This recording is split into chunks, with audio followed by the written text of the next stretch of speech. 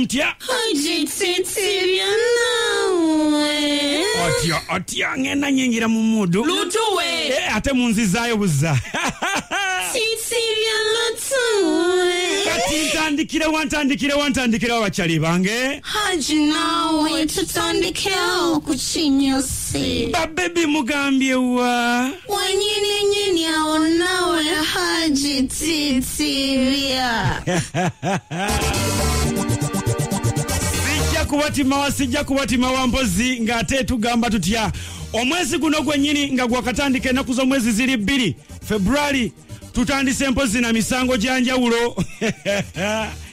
emisango gya bubbi bw'ennyimba era nga mpozi wetwogerera mwana mulenzi Grace Ocean nga mpozi ono yali mfanfe wa Rudenwai Kabako mu kibiina kya DJ Michael muyite King Michael essaawa zino kyebweyita ekya dancehall crew mpozi ng'agamba mbu Rudenwai Kabako owa Team No Sleep yabba oluyimba lwe olwa Entebbe Road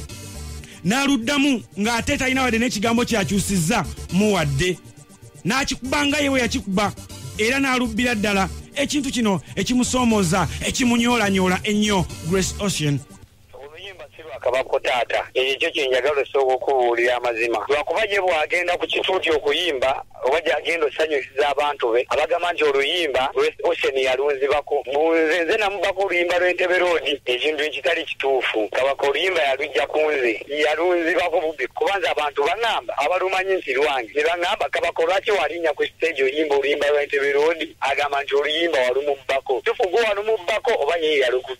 yalukubbako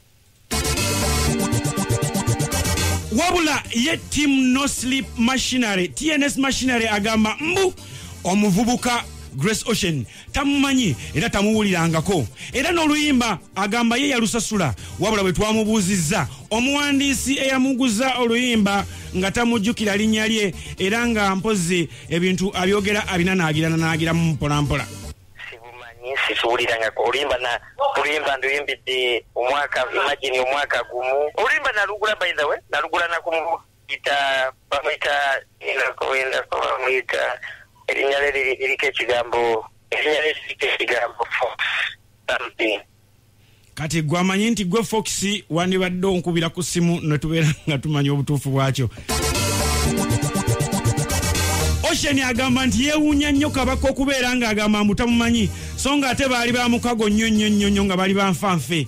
ng'era batera n'okwekubira ku masimu era nga n'olunaku lwe yamuwa ennyimba ezo yamukubirako n'amugamba waaye kyali wange kapya kyakaliwo koya akapya obupya nina bungi ko ye mpeerezaako ku buyimba bw'obupya mpulirizeemu bw'atyo n'amuweza ku nnyimba omwali n'ennyimba z'Entebbe Road nga kumbe Kabako ke kayimba akasinga omukubira n'omunyumira ko ye kaakaddemu akoozeemu Tijara muyita mukwano gwange Kabako muganda wange kuba twaliko naye dancehall crew ya King Michael kandi tubeerako naye mu makinjo mu bidongo nga omumanyi we tuba tuyirira endongo njogera naye ne ku simu ndo twalinga twogera kati Kabaka ngamba mpereza ku buyimba bwo bupya nkole ki mpulirizeemu naku zino inawo kapya kinga muweereza kayimba ulire ku kayimba kange ndozayo oluyimba n'alufulamu interest nagenda okuli antokangamba Kabako yaddamu oluyimba lwo walinnya ku stage agamba gwe wamubba oluyimba n'omukubira ajja kuwulira TNS Machinery agamba mbuye ebintu bye biyita mu mitendera tamala gabuukabuuka mikyo atyo oluyimba okumutuukako lumala kuyita mu bamaneja ab'enjawulo omuli Dirisa wa Budiru Media ne bamaneja abalala bwe balaba nga lusaanidde TNS Machinery aluyimbe bw'atyo aluyimba bwe luba terusaanidde n'aluvaako tekisoboka kubanga nze si bwe nkulatira business nze music ayita mitendera ayita mba manager Dirisa okuntuukako okunegotiatinga ne yalunguza yati yalina ku WhatsApp sajja watu bwe yalunguza yagana yayinga bwomanye naye mbw alunyumirwe nemugamba kati ate gwe birimbe mwolabe era abantu bajja kulaga mbu lwa Kabako kuba nze nakukutako mu bulungi oluyimba olwogerwako lwe luno lwennyini mwana mulenzi Grace Ocean ye agamba oligino yalwo bweti bwetambula ngamba kwe kondakita eno jembukidde oba yawa Masaka lodi Jinja lodi Oyima lodi Salama lodi Kampala lodi ngamba kwe kondakita ngena Entebbe Road wali kondakita ngamba kwe kondakita kiplo masa Entebbe Road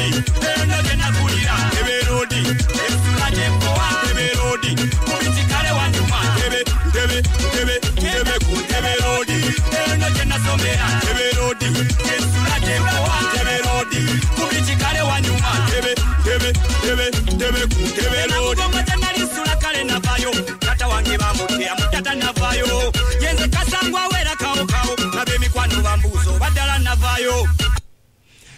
TNS Machinery kabakonga bwali nti naye wakwentebe road ne DJ Michael nga je bakulira bali ku Lido Beach n'agamba naye ddala ina kubeera Machinery akakeke kano Masao zeninyegenda awu Masao no sleeping one Tebe road eno jena kulira Tebe road jensula jempoa Tebe road kubichikale wanyuma Tebe road eno jena somera Tebe road jensula jempoa Tebe road kubichikale wanyuma Tebe no gongo jana lisula kale navayo kata wange bamutea mutata navayo yenze kasangwa wera kawo nabe mikwano bambuzo badala navayo simanyi nange oba yavaayo ku Entebbe Road oba namugongo manya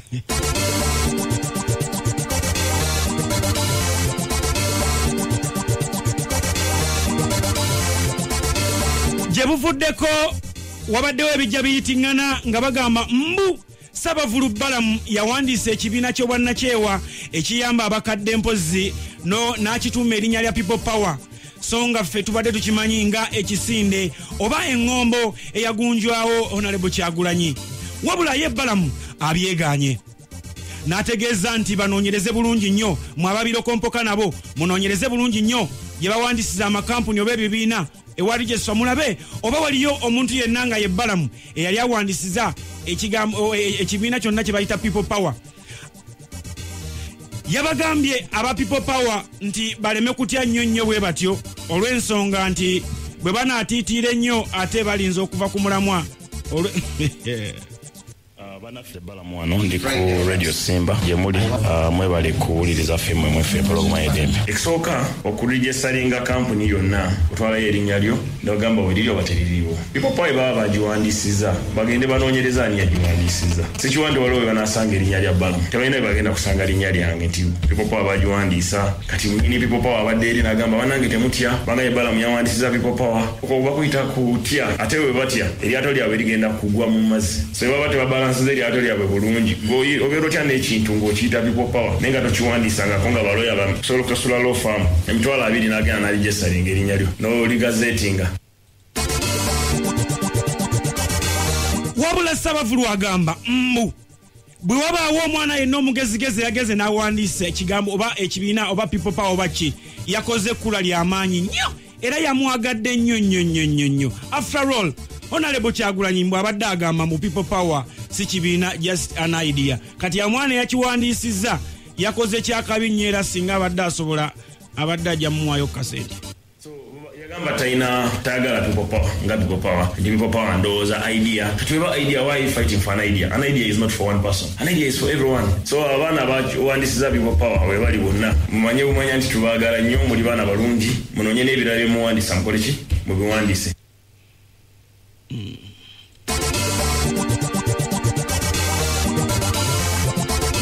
Sabavulu Balamu agamba mbu aba People Power ekibasattiza lwakuba nti tebalina certificate eraga nti bawandiisa ekibiina kino oba copyright yenga bwagiyise kati kyekibasattiza era abadde ayagala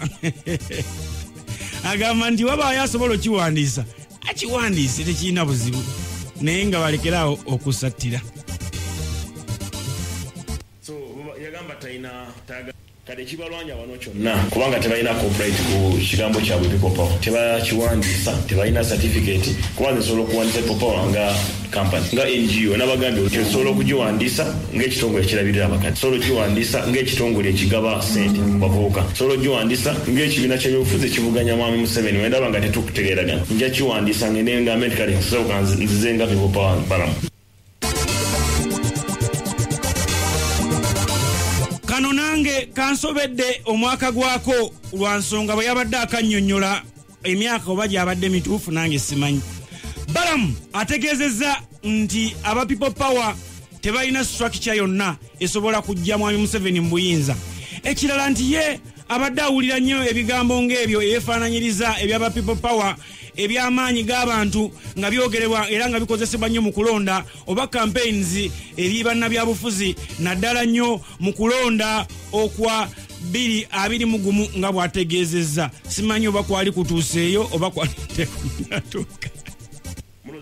Amanyi okusinga ddi tebalina structure, tebalina we bali. Kati mwe abalowooza nti mubawagira mugende mwekolemu omulimu muwagire bye muwagira nze yalababulira people power kiki amaanyi n'abantu. Kino ekintu eky'amaanyi n'abantu mbadde nkibulira okuva mu kulonda kwa 2021 nawuliranga omukulembeze wa ekibiina kimu ekyanajanankumi ng'agamba nti twekolemu omulimu ekikonge kiri mu kkubo ffe abantu ffenna kwesa amaanyi tujjeyo kijje ekikonge mu kkubo naye yakitandika takirwanira naye ate abakigwiriddeko matunuliza yatandika ekigambo people power so tekiriko bwannannyini era olitabalimba mbu yennyini kyo taliyo ate nekisembayo tubabuulira mwenna abataagala gavumenti eriko mukakane mugirinde wenaamala okuvaako tujja kugondera eyammwe naye kati mwina okugondera gavumenti eriko kuba nange njigondera era nange nja kugondera eyammwe n'abezzeeko nesiri munabyabufuzi nze noonya 11 omwaka tujja gutereeza ffenna nze naye tulaba oba gwegwe omutuufu gwe yabadde ategeeza ku nsonga z'okuwandiisa people power. Balamu agamba mbu waliwo abikumamu omuliro ng'ono ye Ssaabavulu munne Bajjo Andrew owa Bajjo Events. Balamu agamba nti Bajjo yagenda ku mukutu gwe ogwa Facebook giyite embikulira kumanya n'awandikako ebigambo ebiraganga Balamu bwali mu kukukuta era nga bwali mu kulukwe ne President Museveni okuwandiisa people power era nga wetwogerera Balamu nga ayita mu bapulida be aba Muwema and Company Advocates yatute Bajjo era nabamuwandikira mpozi mwekiwandiiko namutayika nga bamuvunaana okulebula Ssaabavulu Balamu era nga wetwogerera bambi balooya ba Ssaabavulu Balamu bamaze dde okuwa Bajjo event ekiwandiiko namutayika nga bamugamba yeetonde mpozi n'okubalirira oba okulirira client waabwe ng'ennaku 5 tezinnayitako. Bwe tugenze okubala abalamu ng'ennaku 5 mpozi zigwako olunaku lugenda kubeera lwankya olw'Essande kati amanyinyi ebyo kooti simanyi oba neza weekend bazibala. Bajjo yagenda ku mukutu gwa Facebook natekayo ekipande kinene ng'agamba nti alina obukakafu nti nze nga nkolera wansi wa mukama wange president wa Uganda nti tukukuta tuwandisiza people power. Ekisinga obukulu kati kwe kubamanyisa nti ebyayogeddwa byonna byabadde byanjwanjwa kalebule era kalebule ndowooza alina ekibonerezo so kibonerezo kiteereddewo ande lawyer wange kampuni ya Muwema advocate ejja kuwabulira kiki tugenda kumukolera so bigenda mu maaso naye nga ndowooza bya mirimu naye bandibadde bamanya nti ndi ku level ndala abekobanyi so bonna abanvumye ku Facebook ku Twitter wonna we muli nze sibalinaako mutawaana era mugende mu maaso nga muvuma nze nga nkola ssente. Wabula ye mwana mulenzi Bajjo Events agamba mbu ye tatidde lwa nsonga alina obukakafu bungi nnyo ku bintu bye yawandiika ku mukutu gwe ogwa Facebook era agamba nti Balamu gamaze kumubuguma n'asalawo akyuse ebigambo bye. Abaana bano balina ebigambo obukakafu obusooka buli mu video mupoze nga Balamu muzimu nga twakwata muzimu gwa Balamu tukuteeka ku page yange kwegenda ku page yange ya Bajjo Events clear process era obukakafu Balamu yennyini nga yeewako obujulizi teyakikola n'abuuza n'okubuuza nti yawandiisa NRM lwaki yawandiisa FDC gamaze mu buguma baba ku sayidi y'abantu amanyi g'abantu gamookeza manyi bamugamba bamukubye n'ebicupa wiiki ewedde ku luwombo takyalina waalya mmere takyalina waali era Balamu atambula ayambadde element ne gomesi n'akuyita nga tomutegedde naye nga lwaki obeera mu mbeera y'okwambala element ne gomesi saawa zino kati noonya Balamu waali yaguze ekikoofiira kya black ayambala kihuudu ekiro omusanga ayambadde gomesi n'omuyita ng'olowooza oyita ku mukazi. Wabula ye Balamu ategeze n'atugamba nti Bajjo mulalu awedde emirimu naye wadde yeesuula eddalu ne bw'aneesuula eddalu ajja kusasula ssente ez'okumuliirira era wano Balamu wasabidde munne Abitex ayambe nnyo munywanyi we okusasula ssente ezo otherwise ajja kusibira luzira kubanga nga alebula abantu mu bintu ebitaliimu bwe bityo. Musajja mulalu yeetaaga kuyamba era mpadde Abitex obuvunaanyizibwa kulaba nti ayamba omuvubuka oyo okumusasulira ku ssente ze twagala kwatajaziwaza jaziwa balooya. Tuwadde kopi ya baluwa eri Inspector General of Police eri ekitongole ekikola ku by'empuliziganya ekya Uganda Communication Commission n'ekitongole ekikola ku by'obukesi mu ggwanga ekya ISO. Baweereza ba Director General ab'enjawulo amabaluwa agakangavula Andy. Okusinziira ku balooya ba Balamu mu Women Company Advocates, embeera nga batugira bamu bambi Bajo Events alinza okuba ali mu buzibu bw'amaanyi nnyo lwa nsonga. Balooya bagamba nti Bajo Events ne bw'aba yeetonze alina okusasula engassi oba byonna okusibwa n'okuwa engassi, so nga singa abeera asibiddwa myaka nga mingi ne bw'anaabanga yeetonze ajja kusasula biliyoni emu ne bw'aba yeetonze. Byonna tubyagala omulundi gumu bisatu. Omusango bwe gumuddamu bbe awo kooti yeneemanya ekibonerezo kibeera kya kooti myaka 3, 4, 5 naye oluusi nga ne sente alina okuzisasula. Bwenna abadde tamanyi sente mmeka omwami ono z'alina okulirira Balamu eri biliyoni emu okugattako n'obukadde 50 ez'abalooya. Wabula ye Bajo agamba mbu luzira bamukolera bantu nga ye tatidde kumusiba, naye ekikulu nti mu byonna ye alina bambegabe abasomola ebyamu okuva wa Balamu. Wabula n'asaba Balamu nti mpozi amusibeyo emyaka nga 4 wajja okubeera ng'awulirira mu lwa nsonga asuubira kufiira ku myaka 7 kati bw'amusibaana. Naye n'agamba nti Balamu alabika yeesulise agezeeko okwevuunula.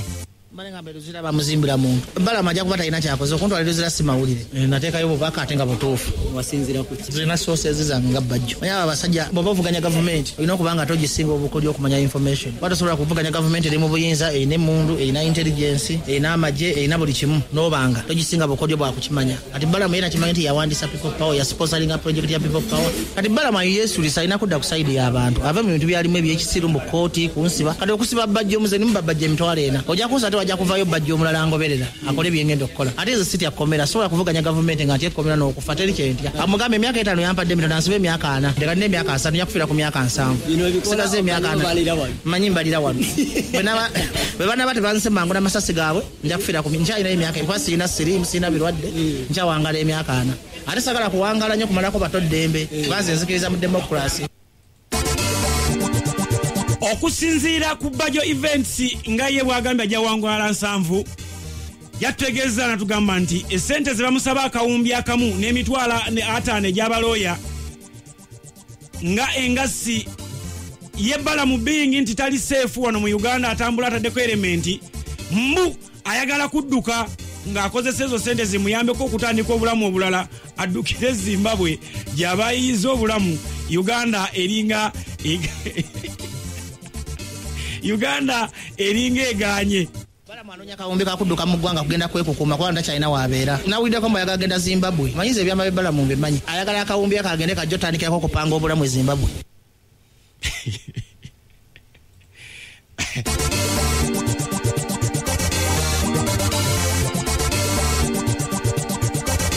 Bajo Andrew agamba nti Balamu yali ayagala kulemesa Bobi Wine kwesimbawo naye olukwe ne luyiika. Kati yako kafansonyi kawulira just awulira kafansonyi yensonga lwaki ayogera ebitiisa era atisizza okwogera ebyamu ebirala naddala singa abeera nga asindikiddwa eruzira. Kati kiri eri Balamu okusalawo oba amusindika eruzira oba amuleka n'atayogera byama, kubanga agamba oba agenze eruzira oba tagenze ajja kwongera okwogera ebyamu ebirala. Nze mutuufu Balamu yali akoze olukolo lw'emesa Bobi Wine okwesimbawo. Kati gamba obugumye kwata bagudde mu mission nibingenda okuleeta ate bingi obukyali busamambiro njabi yogerera eruzira banantwala eruzira tekita kuleeta bingi wengendera eruzira bamanyira kuleeta bingi ate okusinga bino babandeka alina njabi yogerera kati balina kola kimu okunkuma nemba mulamu oba okunzitamba kuba koleko kimu ekibanguyira. Okusinzira ku lunaku Bajo Events lwe yagenda mpozi mu ofisi ya Balamu agamba nti yasomolayo ebyama bingi nnyo era nga mpozi bitandise okwewanisa Balamu omutima era bw'atyo yaganza okulaba nga tajja mukkiriza bifulumya kye yakoze mbu Balamu n'asindikira Bajjo Events bakifeesi bamukube basobole okubbayo ebyama ebyo babizzeeyo mu ofiisi wabula Bajjo n'abatebuka ekirungi walabaka video kali bwe mbanimba lwaki mu office ye mwe nali nakyagala nnyo abantu balime kuntwalanga mu Balamu alina agenda gamba ndi mulalu nali mu office nga ntute bulango ompulira bulungi nengwa ku byama nempita abamawulire ne batugwako bugwawo nga tategedde kwanza nayita abamawulire kati gwe ipapula bikwala we nabye nabbayo waliwo bye nnina bayira bina kuzina sindika abakifeesi babibbe mu mmotoka nabikwasiza balooya naye amaanyi g'abantu gabasinza amaanyi bagobya abasirikale n'obubundu bwabwe tebaliddamu kumanyira muntu w'abantu.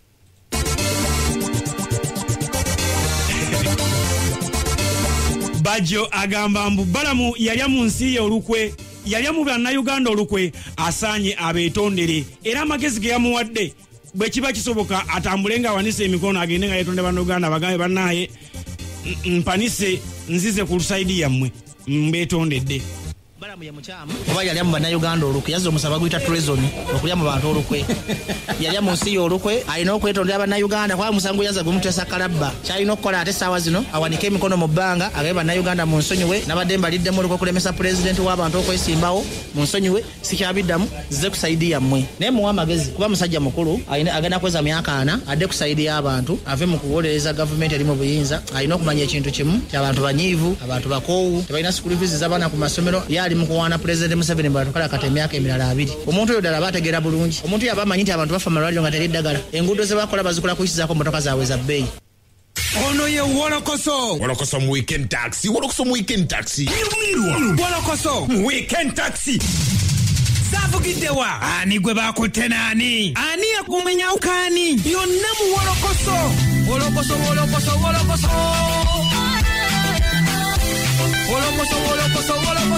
mu weekend taxi vijja kuva mu bendobendo lya Busiro tutandisa ne Jeff Kafulumbi okufumu nga tutegeeza engeri gy'okolamu ekijjulo mawuuno. To make a very good tasty kijjulo, you need a succulent roast chicken cooked to golden brown perfection. Yagamba weetaaga enkoko ekaliriddwa obulungi n'emyuka. Thereafter, you put some spices. Yatugamba bw'olina okuteekamu ebirungo kosa ne bino wammanga, matooke, granuts and fresh vegetables. Basi yagenda mu maaso n'okutusomesa. But for it to be complete, you need this. Yagamba ekijjulo kyonna kiba kijjulo nga kiyina kino. Kale mwana bwetu gye twakaggala nga tutegedde nti ekijjulo tekiba kijjulo nga tekiriiko kipa ya Coca-Cola. Taste the feeling. Abayizi bamulabikanga abasumagira musituke tuzannyemu.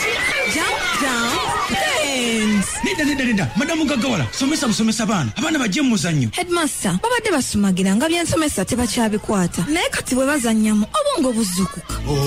Ekitongole kyatusobola kikubiriza abazadde abasomesa ne bannannyini masomero okukwasiza wamu nakyo mu kulwanirira eddembe ly'abaana ey'okuweebwa omwaganya okusoma nga bwe bazannya. Kino kiza okussa talanta ez'enjawulo mu baana kibawa obuvumu n'okwekkiririzaamu okuyiga emirimu egy'omu mutwe wamu n'okubayamba okuwuliziganya obulungi mu njogera ne mu bikolwa mu bulamu bwabwe obwa bulijjo. Obubaka buno bukutuusibwako ekitongole kyatusobola right to play. Kuuma abaana bo obasomese n'okubazaamu amaanyi. Kati MyPack Last okuva mu Airtel girako ne data bundles. Kati osobola okulondako data ku MyPack Last oba okufuna bando ya 3-in-1 MyPack Last combo nga kuno kuliko eddakiika z'okkuba essimu, message ne MBs. Kati genda maaso n'okunyumira MyPack Last. Nyiga *197*1# okweyunga ku nkola eno. Airtel, the smartphone network. Ono ye Wolokoso mu weekend taxi Wolokoso mu weekend taxi.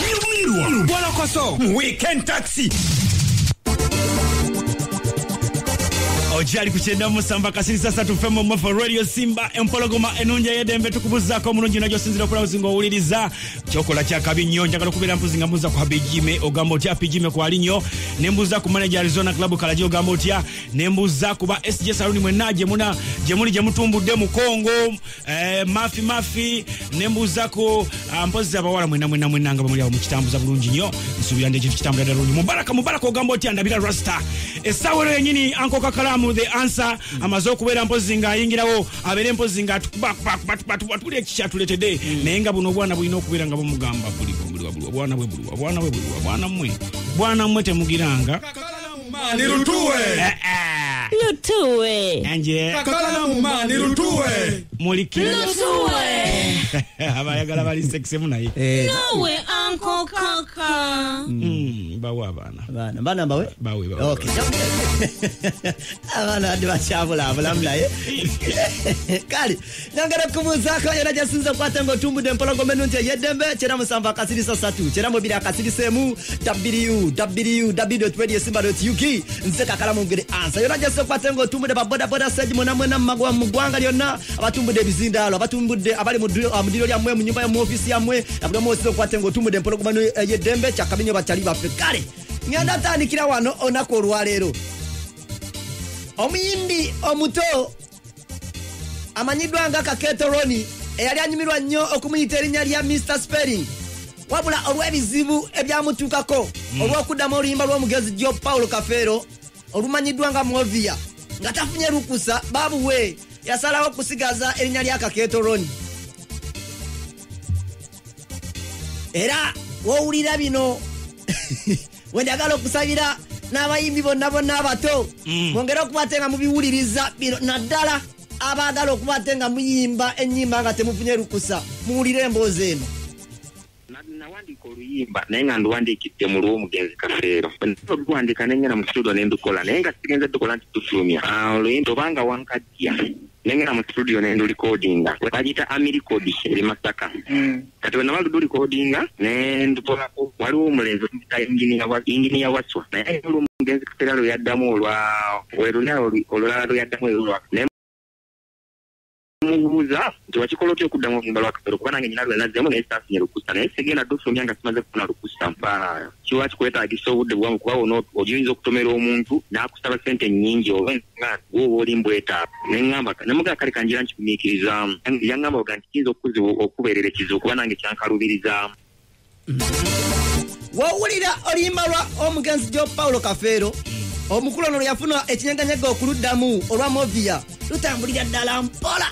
nga wowulira wano. Kuba buli gwe mbuuza bw'atyo bw'atera okubigeresa. Sinasula gy'osangibwa ate ennamba y'ekikulu yangwako yetobanga wankaddiya osusse obutannambula.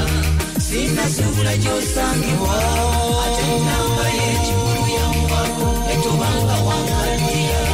osusse obutannambula. Wabula Kaketo ye kwe kufuna producer akuba ntujja nkutujje tugende okukakananga studio agifulumye na luno nga wowulira wano. Sinasula gy'osangibwa ennamba y'ekikulu yangwako yetobanga wankaddiya osusse obutannambula. Sinasula gy'osangibwa ennamba y'ekikulu yangwako yetobanga wankaddiya osusse obutannambula. Muvi akankugambe nange ebindaza enjolo owomugunuma nga bubadde naye kyonvavaamu. Aya oba yali anyuma abaproducer bakubaluli akagadi program eno weyatekebwanga yakuyamba ku bayimbi ne Kaketo nsaba tumuwulirize kuba oluusi bambi abayimbi bakola ebintu mu butamanya nga wawulira nga omuntu asuddewo tune eyakabi atandika okufuna obusimu obumuyita okubamuuko eno yali show Kaketo gye yayitibwamu okuba okakana nga agudde mu bino. Waliwo kikyemu gye batulina okuyimbako yali ebukoma nsimbi Kingisha yaliyo Vincent Segawa yaliyo nengendayo enga sikani kusheyo kuliko Kafeero Junior kati time yango yatuka ebenda kweji negenda bagulamu abakubira ebivuga ne bankubira ebivuga by'oluyimbo olwedde bali balumanyi nga nalikola kupiga nali nakatuka yali 2016 nengenda mbantu nali nakatuka ku stage wenti ayimba ekigambo kimu omusajja najja nga Kafeero Junior najja nazikiza ebyuma n'abagamba mulekerawo kuba naye yaliko kusheyo n'abagamba mulekerawo kuba oluyimba tagenda duyimba nambuuza olukusa olujjawo oluddamu oluyimba olwo kusaawa eyo saafuna kumunyonyola era ne tufundikira nga tukitaddeko olunaku era saaluyimba nayimba ndala. Aya Kaketo oluvannyuma lw'okugoba ku stage yafuna gw'oyinza okuyita muzira kisa ayinza okumutuusa ku lyengedde okakkananga amusudde ku ono gwakunyumiza. Naye waliwo omwami bamuyita Jimusaka yali akuba ennanga n'aŋŋamba ngenda kukuwa ennamba eno nyini ajja kukuyamba nampa ennamba nga nyini yo mutabani w'omugenzi Kafeero ye Dube oba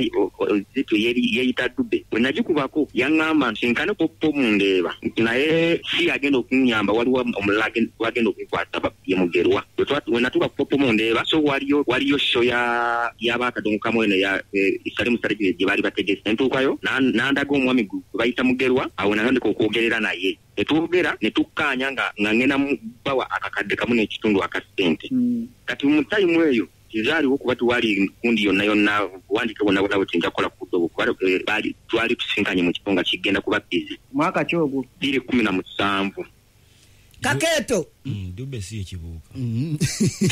Kaketo oluvannyuma lw'okukwatagana ne Mugerwa agambibwa nti yavunanyizibwa ku nnyimba z'omugenzi Jopaul Kafeero batuuka ku nzikiriziganya eya ssente era bw'ati omusajja watu n'atandikirawo kusindika obusente eri Mugerwa nga tuvuddeyo eyo ne musindikira emitwalo 5 ku ssimu ye eya Mugerwa kati ne wayitawo wiiki namba n'aŋŋamba sindika balance amulala nga tonnafunya luyimba ne mugamba oluyimba sigenda dufumya kati kubanga mbadde sinaba na shootinga video mbadde njagala male kukola video eryoke lufulume ne musindikira emitwalo 5 emirala ne ziwera akakadde kalamba kati olwadda ne ngenda ku radio emu gye sijja kwogera nenteekayo oluyimba balukubako wiiki emu nagenda okulaba nga tebasaluplayinga ne ŋŋendayo ne mbabuuza oluyimba nga siwulira ne baŋŋamba waliwo omwami yazze wano n'aŋŋamba oluddamu mu bumenyi bw'amateeka era tirukubirwa n'anoonya studio gye nalikodingiramu oluyimba n'agendayo oluyimba ne balusimuulamu bwe nagendayo ku studio producer yaŋŋamba gundi kompyuta y'ekyanga ebintu byonna n'ebiyiwa ali mu kuzambuza bitya kino kyampaliriza okunoonya ku producer ono manye oba Kaketo byayogera ddala bituufu producer yali alabye ku bantu bano abajja abamutegeeza nti ajjemu oluyimba luno ekituufu n'akimbulya newankubadde yasoose kugaana kwogera kituufu maze naluproducinga naye kompyuta yekyanga neyiwa zonna tulimu essaawa yo okusinziira ku njogera ye alinga ayogera nagamba waliwo abajja ne bakugamba lujeemu bwe bakutuukiye ne bagamba lujeemu n'olugjamu teni n'omugamba mbu kompyuta yayiise kale ekyo nakyo kyaliwo naye kuba baali bagamba yafuna lukusa luna luluddamu naye salugjamu lwali naye buli kompyuta liyiwa buli naye nga gwe wafunako abakutuukirira waliwo abantuukira ne bagamba oluyimba olwo yaluddamu makubo matuufu ne baagala n'okukitatiisa okunsiba mbu naddamu oluyimba nga sitegedde lwakiruddibwamu naye ne tukitanga ne tufundikira nga nduggyemu kati gwe gwani era ne studio eririda studio bagiyita Amicot eri Masaka mu town Sengendo Ami banga abavudde mugundi mu famire eyasigaza ebintu by'omugenzi Kafeero era nga biba bidukanya ekyokugjamu oluyimba mu studio Kaketo agamba nti yasooka kitwalanga kikulu ng'alowooza nti bambi kino kyakuggwa mu bwangu kumbe lutandise okumyuka ku sayidi ye nekitwalanga kikulu nakizuula luvannyuma nga yeyakikola yasiga oluyimba balugjamu bujja naye nga kompyuta teyaliyiwa kati lumu bategeka show yaliko Baby Beewo ng'eriko Asani Ndugga ng'eriko n'Abudunyugunya n'abala kati ye yennyini eyeeyita Mugerwa oba gwe bampa ennamba nti ye Mugerwa n'ankubira essimu n'aŋŋamba